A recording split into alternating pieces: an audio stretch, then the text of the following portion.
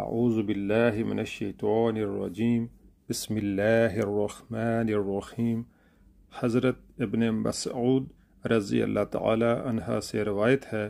کہ رسول اللہ صلی اللہ علیہ وآلہ وسلم نے فرمایا، اللہ نے صراط مستقیم کی مثال بیان فرمائی کہ راستے کے دونوں طرف دو دیواریں ہیں،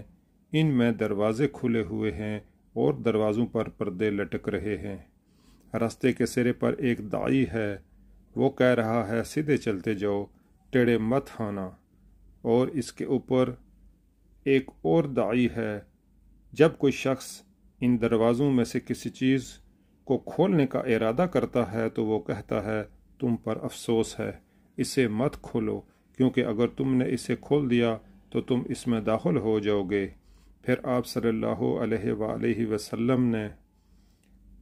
اس کی وضاحت کرتے ہوئے فرمایا، راستہ اسلام ہے، کھلے ہوئے دروازے اللہ کی حرام کردہ اشیاء ہیں، لٹکے ہوئے پردے اللہ کی حدود ہیں، راستے کے سرے پر داعی قرآن ہے، اور اس کے اوپر جو داعی ہے وہ ہر مومن کے دل میں اللہ کا وعظ ہے۔